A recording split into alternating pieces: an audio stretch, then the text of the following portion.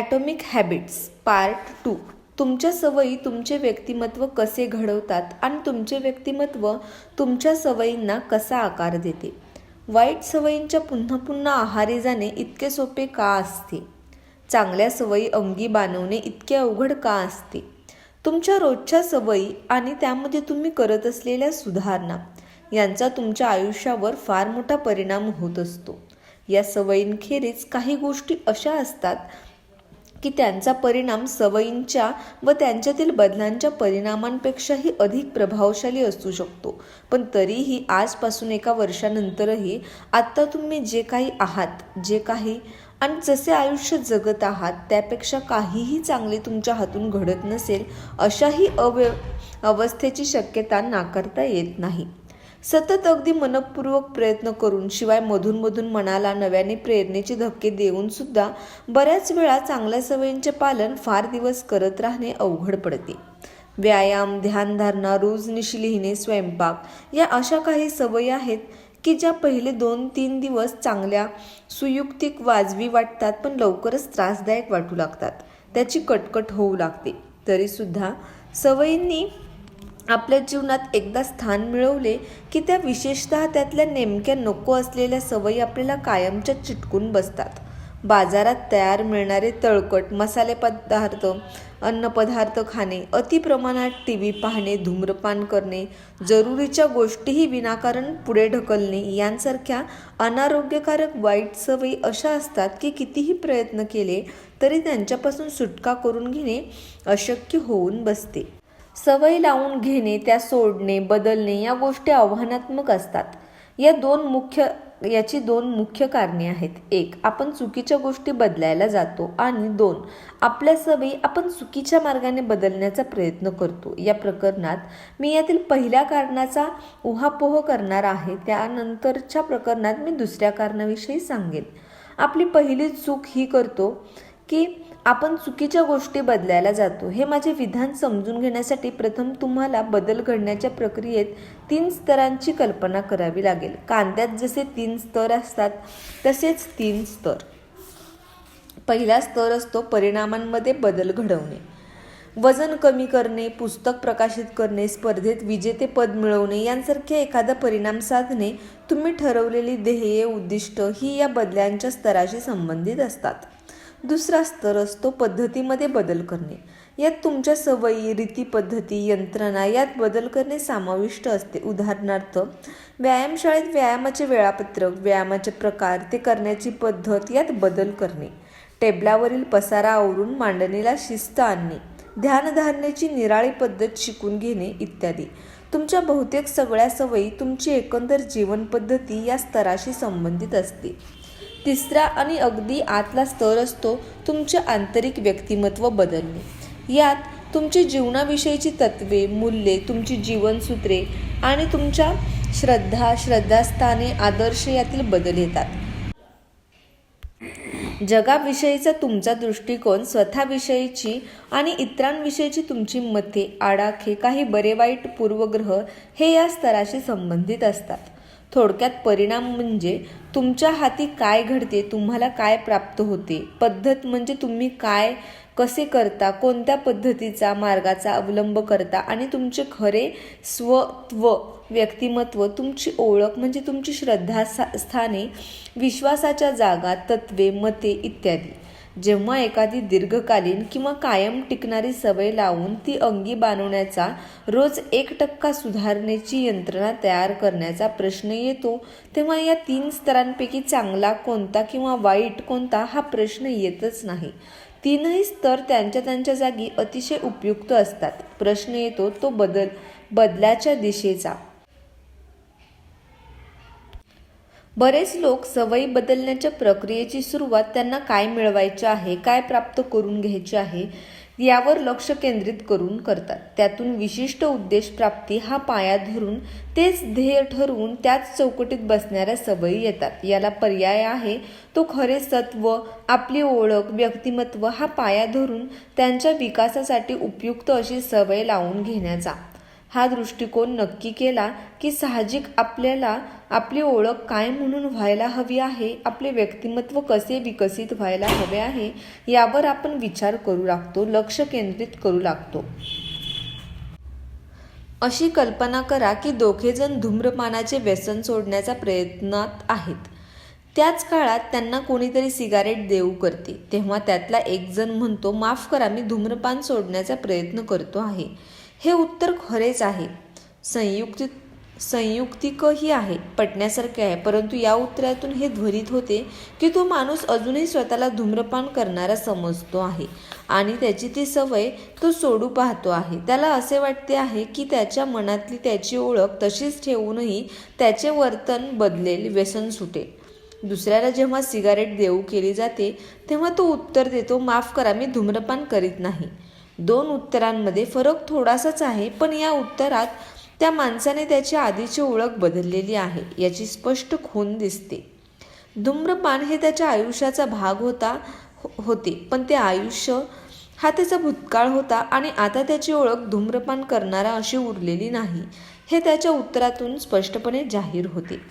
बहुतेक लोक जेव्हा बदल करायला जातात, सुधारण्याचा निर्णय घेतात, तेव्हा त्यामुळे होणारा स्वतःच्या ओळखीमधील बदल विचारात घेत नाहीत. मला बारीक व्हायचे आहे आणि मी जर हा नवीन आहार निग्रहाने घेत राहिलो तर मी बारीक होईन असाच फक्त ते विचार करतात. ते उद्दिष्ट ठरवून टाकतात, ते प्राप्त करण्याची पद्धतही निश्चित करून टाकतात. पण हा बदल त्यांना करावासा वाटला त्यामागचे तत्व कोणते होते, त्यांचा कोणत्या दृढ विश्वासातून हा बदल करण्यास ते उद्युक्त झाले याचा ते विचार करीत नाहीत. स्वतःकडे पाहण्याचा त्यांच्या दृष्टिकोनात ते बदल करत नाहीत. त्यांच्या हे लक्षात येत नाही की त्यांची जुनी तत्वे, त्यांची जुनी ओळख त्यांच्या बदलाच्या योजनेचा घात करू शकते. प्रत्येक क्रियापद्धतीला, कृती यंत्रणेला तत्वाचा, मूलभूत श्रद्धांचा मजबूत पाया असतो. लोकशाहीचे उदाहरण घ्या. लोकशाहीची यंत्रणा व्यक्ती स्वातंत्र्य, बहुमताचे निर्णय, सामाजिक समानता यांसारख्या तत्वांवर उभी असते. त्यांच्या उलट हुकुमशाहीच्या यंत्रणेची तत्वे असतात. एकाधिकार, कडक आज्ञापालन. लोकशाहीमध्ये जास्तीत जास्त लोकांनी त्यांचा मताधिकार बजावावा यासाठीचे अनेक मार्ग तुम्हाला सुचू शकतील, परंतु तशा कोणत्याही बदलाची सुरुवातही हुकुमशाहीत होऊ शकणार नाही. अशा प्रकारचे काही हुकुमशाहीच्या तत्वात बसतच नाही. हुकुमशाहीच्या मूळ तत्वांच्या अंमलाखाली मत देणे यांसारखे वर्तन घडणे सर्वस्वी अशक्यच आहे.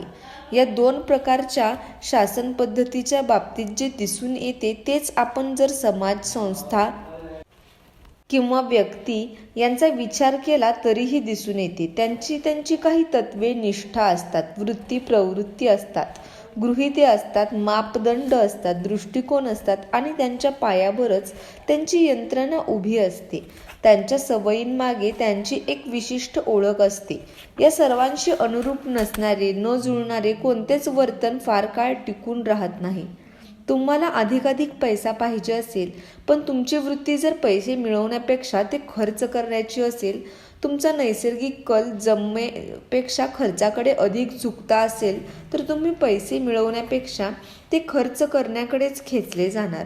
तसेच तुम्हाला तुमची प्रकृती जास्त चांगली राहायला हवी असली, पण तुम्ही जर प्रयत्न, कष्ट यापेक्षा आराम, चैन याला तुमच्या आयुष्यात अग्रक्रम देत असाल, तर प्रकृती सुधारण्यासाठी काही नवे करणे, काही नवे शिकणे याकडे तुम्ही ओढले जाणारच नाही.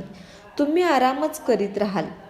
आपल्या मूळ सवयींच्या मुळाशी असलेली आपली वृत्ती, आपली तत्वे जोवर आपण बदलत नाही तोवर सवयींमध्ये बदल घडणे अवघडच पडते.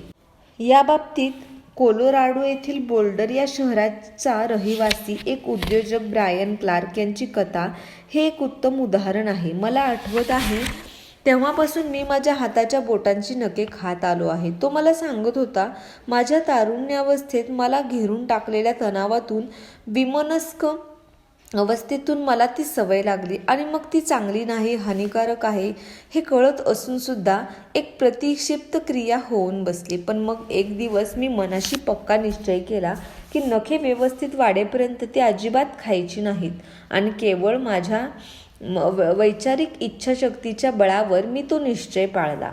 त्यानंतर क्लार्क याने एक आश्चर्यकारक पाऊल उचलले. मी माझ्या बायकोच्या मदतीने आयुष्यातले पहिले मॅनिक्युअर करून घेतले. एका व्यावसायिक तंत्रज्ञानाकडून नखांची तपासणी डागडुजी करून घेतली. त्यांना व्यवस्थित आकार देऊन घेतला. त्यामागचा माझा विचार असा होता की मी जर नखांची निगा राखण्यासाठी पदरचे पैसे खर्च केले तर तो खर्च वाया जाऊ नये म्हणून तरी मी पुन्हा नखे खाऊन बिघडवून टाकणार नाही. माझा उद्देश सफल झाला, पण मला वाटलेल्या पैशांच्या कारणामुळे नाही. मॅनिक्युअर केल्यानंतर प्रथमच माझी नखे बोटे सुरेख दिसू लागली. प्रक्रिया पूर्ण झाली तेव्हा नखचिकित्सक तज्ज्ञ माझी बोटे व नखे पाहून मला म्हणाला, नखे खाण्याची सवय बाजूला ठेवली तर तुमची बोटे आणि नखे खरोखरच खूप आकर्षक आहेत आणि मुख्य म्हणजे अगदी निरोगी आहेत. त्यांच्या या प्रशंसेने माझ्या मनात माझी निरोगी बोटे आणि नखे यांच्याबद्दलचा अभिमान जागृत झाला. त्यापूर्वी असा अभिमान तर सोडाच, त्या दिशेने मी कधी विचारही केला नव्हता. पण त्या दिवशी त्या परक्या माणसाने मनात निर्माण केलेल्या नव्या सुखकारक अभिमानास्पद जाणिवेने जादू केली. माझ्यात फार मोठा महत्त्वाचा बदल घडवून आणला. त्या दिवसानंतर मी कधीही नखे कुरतडली नाहीत, खाल्ली नाहीत. तो विचारही माझ्या जवळपास फिरकला नाही, कारण तेव्हापासून माझी बोटे नखे यांचा मला अभिमान वाटू लागला होता. अशा प्रकारे जेव्हा एखादी सवय तुमच्या व्यक्तिमत्वाचा अविभाज्य भाग बनून जाते तेव्हा त्या अभिमानाचा भाग बनते, तेव्हा ते आंतरिक प्रेरणेचे अंतिम रूप असते. मी हे हवे असलेला माणूस आहे अशी इच्छा बाळगणे वेगळे आणि हे माझ्यात असलेलाच मी माणूस आहे अशीच धारणा असणे वेगळे. तुमच्या व्यक्तिमत्वातील एखाद्या पैलूविषयी तुम्हाला जितका अधिक आंतरिक अभिमान वाटत असेल तितक्या तीव्र आंतरिक प्रेरणेने कसोशीने तुम्ही त्या पैलूशी संबंधित असलेल्या सवयींचे पालन करीत राहाल. तुमचे केस फार सुरेख दिसतात याचा तुम्हाला जर अभिमान वाटत असेल तर केसांची निगराणी राखण्यासाठी, त्याचे सौंदर्य टिकवण्यासाठी, वाढवण्यासाठी ज्या गोष्टी करणे आवश्यक असेल त्या करण्याची सवय तुम्ही लावून घ्याल, तिचे न चुकता पालन कराल. तुम्हाला तुमच्या पिळदार फुगीर दंडाचा अभिमान असेल तर तुम्ही शरीरावरच्या अवयवांसाठीचा व्यायाम कधीच चुकवणार नाही.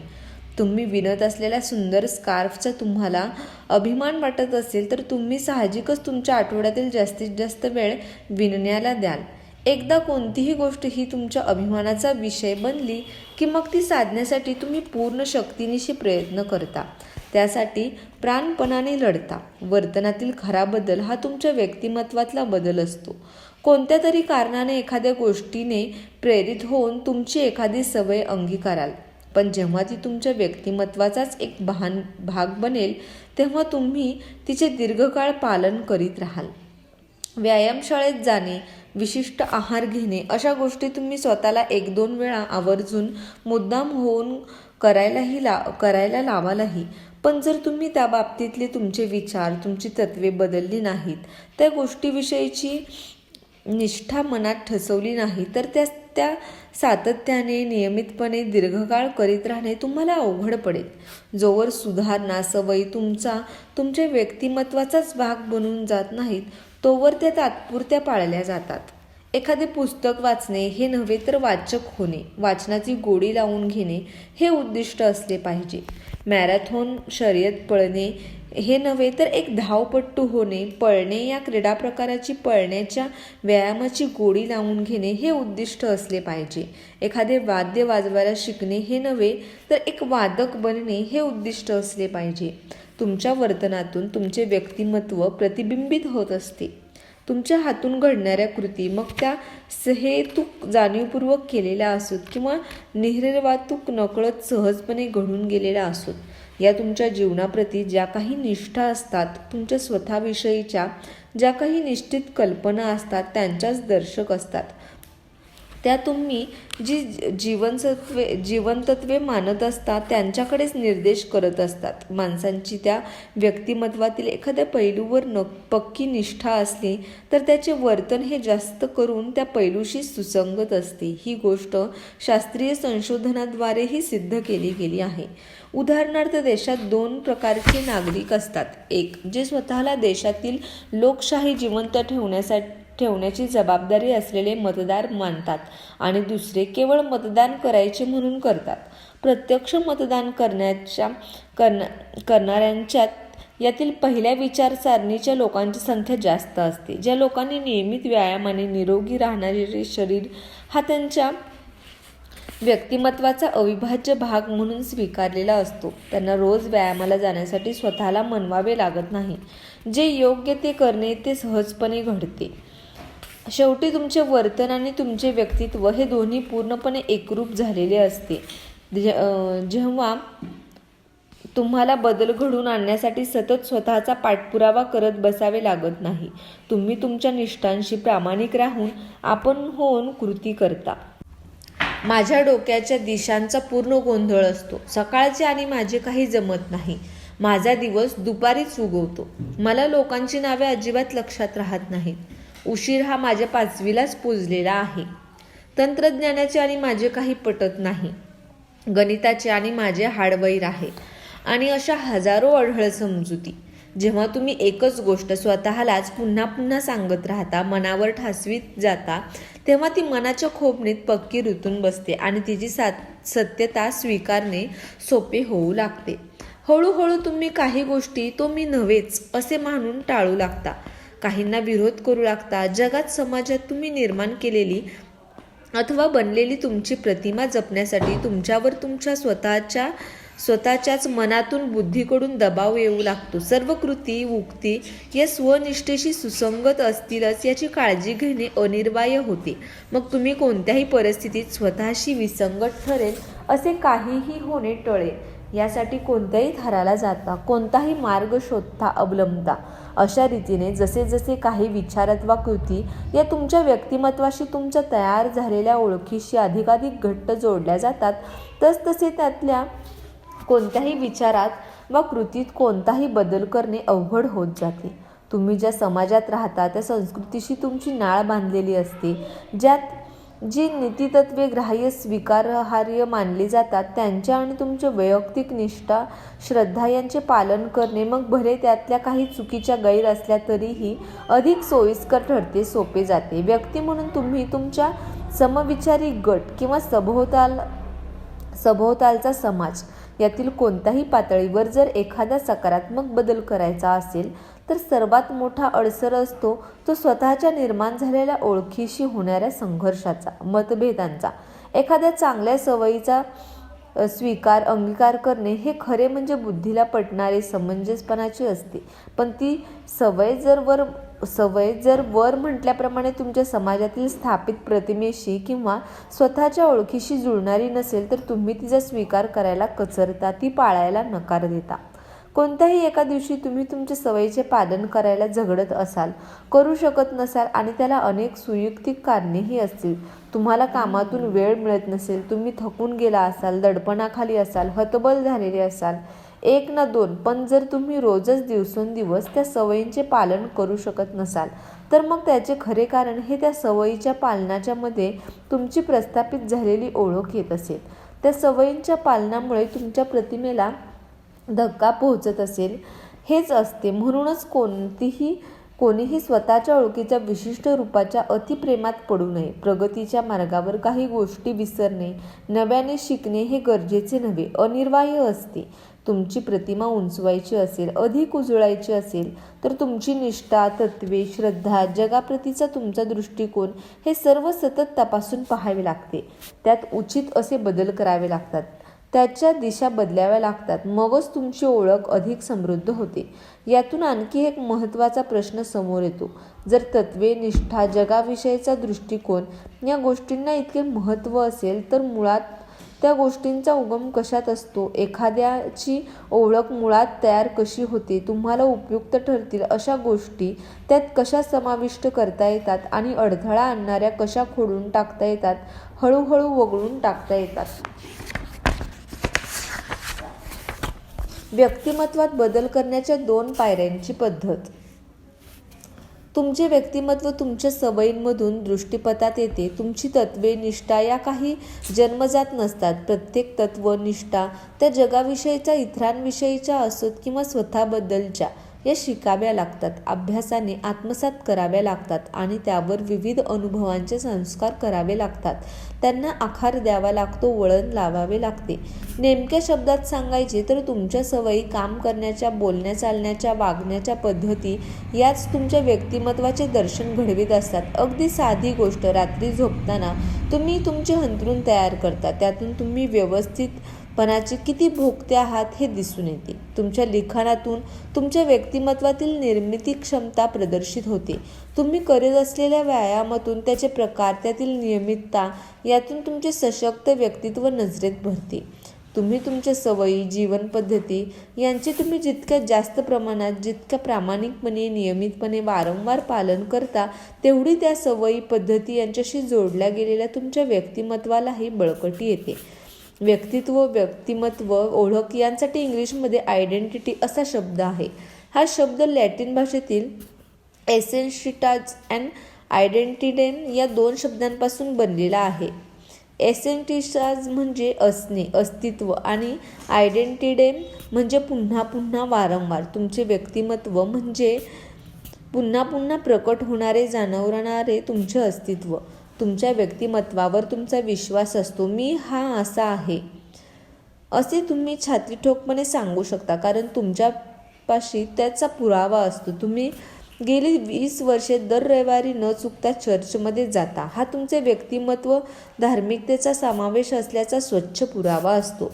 रोज रात्री 1 तास तुम्ही जीवशास्त्राचा अभ्यास करत असाल तर ते तुमचे वर्तन, तुम्ही अभ्यासू आहात हे सिद्धच करते. तुम्ही काहीही झाले तरी, बर्फ पडला तरीसुद्धा एक दिवसही व्यायामशाळेत जाणे आणि व्यायाम करणे चुकवत नाही. याचाच अर्थ तुम्ही तुमचे आरोग्य सांभाळण्यास स्वतःशी वचनबद्ध असता असाच निघतो. या तुमच्या सवयी, निष्ठा यांचे जेवढे जास्त आणि बळकट पुरावे तुमच्या जवळ असतात, तेवढा ती सवय, ती निष्ठा यावर तुमचा दृढ विश्वास असतो. माझ्या आयुष्याच्या पूर्वार्धात मला माझ्यातील लेखक कधीच जाणवला नव्हता. तुम्ही माझ्या शाळेतील शिक्षकांना किंवा कॉलेजमधील प्राध्यापकांना जरी विचारलेत तरी तेही एवढेच सांगतील की लिखाणातना ठीक होता. विशेष लक्षात येण्यासारखा, डोळ्यात भरण्यासारखा तर नक्कीच नव्हता. पुढे जेव्हा मी लिहायला सुरुवात केली तेव्हा पहिली काही वर्षे मी आठवड्यातील प्रत्येक सोमवारी आणि गुरुवारी एक नवा लेख प्रसिद्ध करीत असे. त्या नियमित प्रसिद्ध होणाऱ्या लेखांमधून जसजसा मी लेखक असल्याचा पुरावा बळकट होत गेला, तसतशी माझी लेखक म्हणून ओळख प्रस्थापित होत गेली. मी काही सुरुवातीपासून लेखक नव्हतो. मी माझ्या नियमित लिखाणाच्या सवयीतून लेखक बनलो. अर्थातच याचा अर्थ असा नव्हे की फक्त तुमच्या कृतीच तुमचे व्यक्तित्व घडवतात, परंतु त्याची लक्षणीय पुनरावृत्ती आणि सातत्य यामुळे तुमच्या व्यक्तिमत्वाच्या जडणघडणीतील सर्वात महत्त्वाचा घटक ठरतात हे नक्की. जीवनातील प्रत्येक अनुभव तुमच्या प्रतिमेवर एक पुसटचा बिंदू उमटवत असतो, पण म्हणून एकदा कधीतरी पायाने चेंडू जोराने मारला तर तुम्ही काही लगेच स्वतःला सॉकर खेळाडू समजायला लागत नाही, किंवा कधीतरी कागदावर 4 रेघा चितारल्या, एखादे चित्र काढले तर चित्रकारही समजत नाही. पण जर एखाद्या प्रकारची कृती वारंवार घडू लागली, अनुभवांच्या तिजोरीत लक्षणीय भर पडू लागली, तर मात्र त्याचा परिणाम म्हणून प्रतिमेत बदल होऊ लागतो. एखादाच अनुभव काळाच्या ओघात वाहून जातो, त्याचा परिणाम पुसट होऊन जातो, पुसूनही जातो, परंतु त्याचे सातत्य वाढले, सवयींमधले परिवर्तित झाले तर मात्र काळाच्या ओघातही त्याचा परिणाम टिकून राहतो. तशा सवयी तुमची प्रतिमा बदलवू शकतात, तुमच्या व्यक्तित्वावर परिणाम घडवू शकतात. अशा प्रकारे सवयी अंगी बाणवणे, त्याचे नियमित पालन करणे ही प्रक्रियाच तुमचे व्यक्तित्व घडवते, बदलवते, तुमची ओळख निर्माण करते, त्यानेच तुम्ही बनता. ही प्रक्रिया हळूहळू घडत असते, उत्क्रांतीसारखी. एका क्षणी आपण पूर्णपणे निराळे नाही बनू शकत. चुटकी वाजवली आणि व्यक्तित्व बदलून टाकले असे होत नाही. दर दिवशी थोडा थोडा एकेका सवयीत फरक करून बदल साधावा लागतो. खरे तर आपण सतत अतिसूक्ष्म अशा उत्क्रांतीच्या प्रक्रियेतून जात असतो. प्रत्येक सवय एखादी सूचना देत असते. तुम्ही म्हणू लागता, अरे मी बहुतेक हा होतो आहे. तुम्ही एखादे पुस्तक वाचून संपवता आणि तुम्हाला वाटू लागते तुम्ही वाचनाची आवड असलेली व्यक्ती होत आहात. व्यायामशाळेत जाऊन येता, व्यायामप्रेमी होऊ लागता आणि गिटार वाजवायचा सराव करू लागता आणि संगीतप्रेमी म्हणून घेता. निवडणुकीत उमेदवार निवडून आणायला मते उपयोगी पडतात. तुमची प्रत्येक कृती ही तुम्हाला ज्या प्रकारची व्यक्ती बनायची असते त्यासाठी उपयोगी पडणारे एक मत असते. परंतु जसे एकच मत उमेदवाराला निवडून आणू शकत नाही, तसेच एखादीच कृती, एखाद्याच प्रसंग काही तुम्हाला तुमची ओळख मिळवून देत नाही. पण जसजशी मतपेटी भरू लागते तसतशी उमेदवार निवडून येण्याची शक्यता वाढते. तसेच लहान लहान प्रसंग घडत गेले, कृती होत गेल्या की हळूहळू ओळख घडत जाते, व्यक्तित्व आकार घेत जाते. व्यक्तित्वात अर्थपूर्ण बदल घडवायला एखादाच क्रांतिकारी बदल पुरेसा नसतो. याचे हेच कारण आहे, लहान लहान कृती, छोट्या छोट्या सवयीच तसा अर्थपूर्ण महत्त्वपूर्ण बदल घडवून आणू शकतात, नव्या ओळखीचा पुरावा देऊ शकतात. या सर्व विवेचनाचा एकत्रितपणे विचार केला की तुमच्या हे लक्षात येईल की तुमच्या अंगी बांधलेल्या सवयी हाच तुम्हाला तुमच्या व्यक्तिमत्वामधील बदलाकडे घेऊन जाणारा मार्ग आहे. तुम्ही जे आहात त्यात बदल घडवायचा असेल तर त्याचा सर्वात सुयोग्य व व्यवहार्य मार्ग तुमच्या कृतीमध्ये बदल करणे हा आहे. सातत्याने लिहू लागलात की प्रत्येक वेळी जेव्हा तुम्ही काहीतरी लिहिता त्यावेळी तुम्ही लेखक बनत जाता. सातत्याने व्हायोलिन वाजवण्याचा सराव करू लागलात की प्रत्येक वेळेचा सराव तुम्हाला व्हायोलिन वादक बनवत राहतो. नियमित व्यायाम करू लागलात की रोजचा व्यायाम तुम्हाला सशक्त बनवत जातो. तुमच्या कर्मचाऱ्यांच्या चांगल्या कामाचे तुम्ही केलेले कौतुक, त्यांना तुम्ही दिलेले प्रोत्साहन तुम्हाला यशस्वी नेता बनवत असते. सातत्याने केलेली प्रत्येक कृती म्हणजे तुमची प्रत्येक सवय केवळ परिणामच घडवत नाही, ती तुम्हाला फार महत्त्वाची गोष्ट शिकवते. स्वतःवर विश्वास ठेवायला शिकवते, तुम्हाला आत्मविश्वास देते. मी हे मिळवू शकतो असे तुम्ही छातीठोकपणे म्हणू शकता. जसजशी तुम्हाला तुमच्या मतांची संख्या वाढत जाते, पुरावे एकत्रित होत जातात, तसतसे तुमच्या आत्मसंवादालाही अर्थ प्राप्त होतो, तोही योग्य प्रकारे बदलू लागतो. चांगल्या सवयी जसे चांगले बदल घडवतात, योग्य प्रगतीच्या मार्गावर घेऊन जातात, तसेच तुमच्या वाईट सवयी विरुद्ध परिणाम घडवतात, त्याही मते देतात, पुरावे जमवतात, अयोग्य अधोगतीच्या मार्गावर घेऊन जातात. यातही एक दिलासा आहे. तुम्ही सद्गुणाचे पुतळे, आदर्श, परिपूर्ण व्यक्ती असणे काही आवश्यक वा अपेक्षित नसते. निवडणुकीत दोन्ही बाजूच्या उमेदवारांना मते मिळतात आणि निवडून येण्यासाठी सगळेच मते मिळत नाहीत. बहुमत गरजेचे असते. तुमची एखादी वाईट कृती, एखादी निष्फळ सवय खपून जाते, परंतु बहुमत चांगल्या कृतीचे, सवयीचे राहील हे तुमचे उद्दिष्ट असले पाहिजे. नवी ओळख, निराळी प्रतिमा यासाठी रंग निराळे लागतात. प्रत्येक वेळी एकाच ठरलेल्या बाजूला कौल दिला तर जे नेहमी घडते तेच घडणार. एकाच प्रकारचे बी पेरले तर एकाच प्रकारची रोपे उगवणार.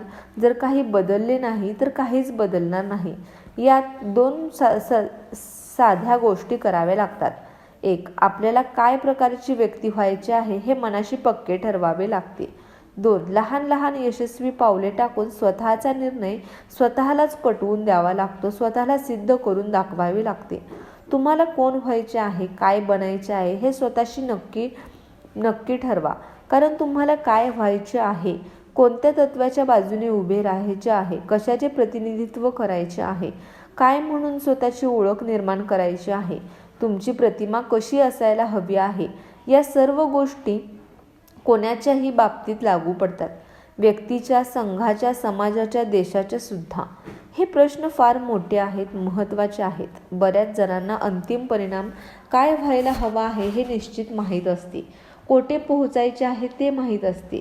6 पॅक ॲब्स, घोटीव प्रमाणबद्ध शरीर, दुप्पट पगार, चिंतांपासून मुक्ती वगैरे वगैरे. माहीत नसते ते तेथे पोचायला सुरुवात कोठून करायची. त्यासाठी मनात संदेह असतो. काळजी करू नका असे होते. अशा वेळी उलटीकडून सुरुवात करा. स्वतःला प्रश्न विचारा, जे अखेरीस मिळवायचे आहे ते कोणत्या प्रकारच्या माणसाला मिळेल? कोणत्या प्रकारचा माणूस 40 पौंड वजन कमी करू शकेल, घोटीव प्रमाणबद्ध शरीरयष्टी मिळवेल?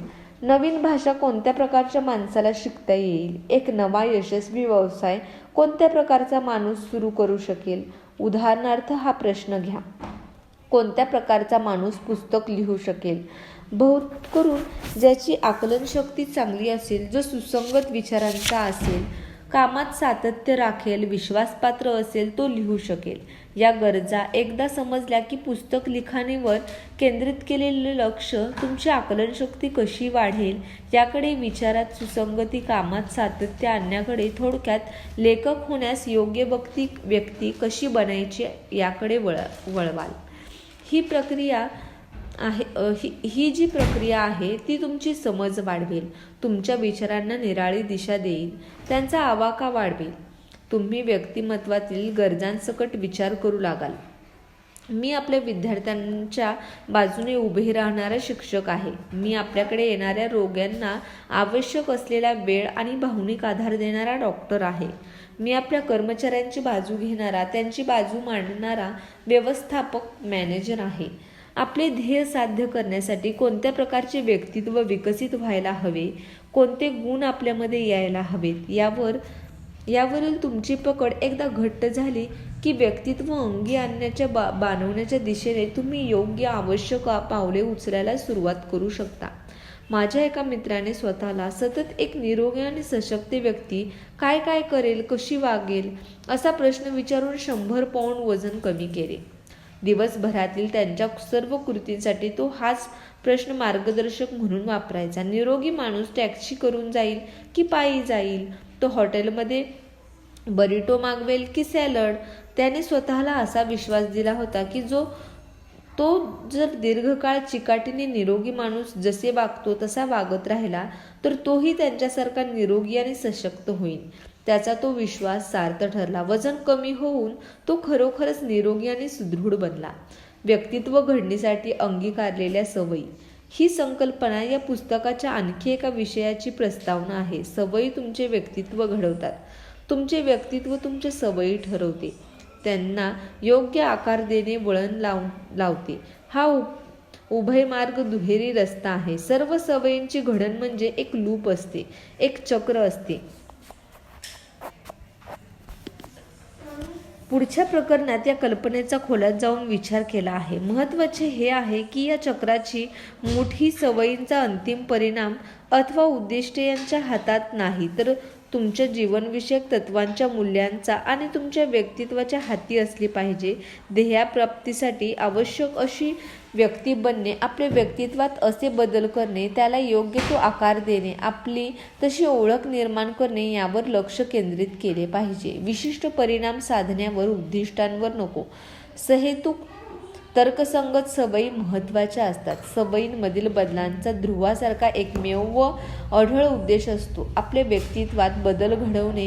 तुमची व्यक्तिगत आयुष्यात, तुमच्या पूर्ण कुटुंबात, तुमच्याबरोबर लोकांमध्ये, तुमच्या कामाच्या जागी आणि जेथे कुठे तुम्हाला त्याची गरज भासत असते तेथे सुयोग्य चांगल्या सवयी कशा लावून घ्यायच्या त्याच्या तपशिलावर सूचना या पुस्तकाच्या उर्वरित भागात दिलेल्या आहेत. खरा मूलभूत महत्त्वाचा प्रश्न हा आहे की त्या सवयींमधून तुम्ही ज्या प्रकारची व्यक्ती बनायला हवे आहेत तशीच बनत आहात का? तुम्हाला तुमचे व्यक्तित्व जसे घडवायला हवे आहे तसेच ते घडते आहे का? कसे, काय, यापेक्षा तुम्हाला कोण व्हायचे आहे हे सर्वप्रथम ठरवले पाहिजे. ते या प्रवासातले पहिले पाऊल आहे. आपल्याला कोण बनायचे आहे हे स्वच्छ स्पष्ट नसले तर तुमची स्थिती सुकाणू नसलेल्या नौकेसारखी होईल.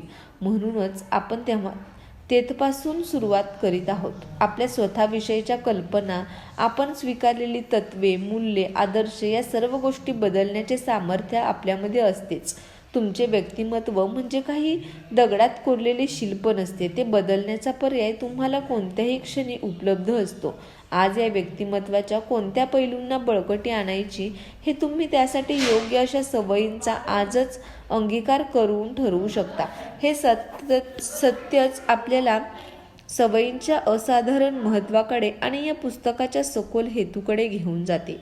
चांगल्या निराळ्या सवयी लावून घेणे म्हणजे रोज सकाळी एकेका दाताखाली फट स्वच्छ करायची, रोज थंड पाण्याने आंघोळ करायची, रोज एकच ठरलेला पोशाख घालायचा, यासारख्या आयुष्यातल्या छोट्या छोट्या आनंदांना मुकणंही नव्हे किंवा आयुष्य सोपे करण्याच्या आपल्या खास युक्त्यांच्या कामे विनासायास पार पाडण्याच्या आपण बसवलेल्या विशिष्ट पद्धतींचा त्याग करणेही नव्हे. अधिकाधिक पैसा मिळवणे, वजन कमी करणे, मनातील ताण कमी करणे या गोष्टींची प्राप्ती हाही ह्या सवयींचा हेतू नसतो. चांगल्या सवयी या गोष्टी मिळवण्यासाठी उपयोगी नक्कीच पडतात, पण त्याचा मुख्य उद्देश काहीतरी मिळवण्याचा नसतो, काहीतरी कोणीतरी बनण्याचा असतो. अखेरीस तुमच्या सवयी महत्त्वाच्या असतात, कारण त्या तुम्हाला जे बनायचे असते, तुमचे व्यक्तित्व जसे बनवायचे असते, तुमची जी ओळख प्रतिमा तयार करायची असते त्यासाठी मोलाची मदत करतात. तशा एकाहून एक चांगल्या सवयी लावून घेणे, हे त्यांचे नियमित कसोशीने पालन करणे हा स्वतःशी जीवनविषयक मूलतत्वे, मूल्ये, आदर्श, श्रद्धास्थाने निर्माण करण्याचा, तुमच्या व्यक्तिमत्वाला विशिष्ट आकार देण्याचा रामबाण उपाय असतो. अगदी शब्दशः सांगायचे तर जसा तुमच्या सवयी तसे तुम्ही, अशी स्थिती होती. प्रकरणाचा सारांश. बदल 3 प्रकारचे असतात. 1. परिणामातील फलनिष्पत्तीतील बदल. 2. पद्धतीतील यंत्रणेतील बदल. आणि 3. व्यक्तित्वातील बदल. तुमच्या सवयी बदलण्याचा सर्वाधिक परिणाम मार्ग म्हणजे काय मिळवायचे आहे त्यावर लक्ष केंद्रित न करता तुम्हाला कोण व्हायचे आहे, तुम्हाला तुमची काय ओळख निर्माण करायची आहे, तुमचे व्यक्तित्व नेमके कसे घडवायचे आहे यावर लक्ष केंद्रित करणे होय.